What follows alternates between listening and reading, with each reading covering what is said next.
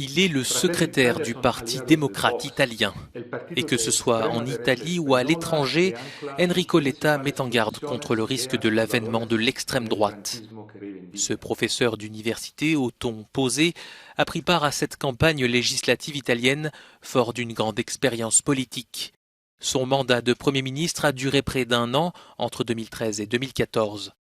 Partisan d'une ligne réformatrice et pro-européenne, il est finalement poussé vers la sortie par Matteo Renzi, qui prend la tête du Parti démocrate lors des primaires de décembre 2013. Une motion proposée par Matteo Renzi réclamant la formation d'un nouveau gouvernement est adoptée par la direction du parti. Enrico Letta annonce sa démission dans la foulée. Le jeune politicien, ancien maire de Florence, prend sa succession. Après avoir été à la tête du gouvernement, Enrico Letta a décidé de s'installer en France et de diriger l'école des affaires internationales de Sciences Po Paris.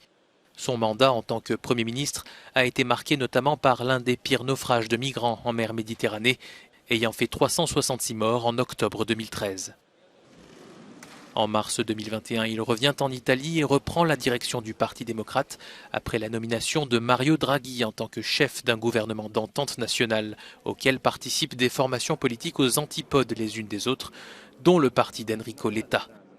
Ancien enfant prodige de la politique, il a été nommé à 32 ans ministre des politiques communautaires avant d'être chargé de l'industrie, du commerce extérieur. Il sera également sous-secrétaire au cabinet du Premier ministre dans le gouvernement Prodi. Le président italien de l'époque, Giorgio Napolitano, parlait de lui comme d'un homme politique, très jeune mais avec une grande expérience, ce qui tranchait avec les habitudes italiennes. Aujourd'hui, Enrico Letta estime que dans cette dernière élection se joue à la fois le destin de l'Italie, mais aussi celui de l'Europe. Viva il Partito Democratico, viva l'Italia!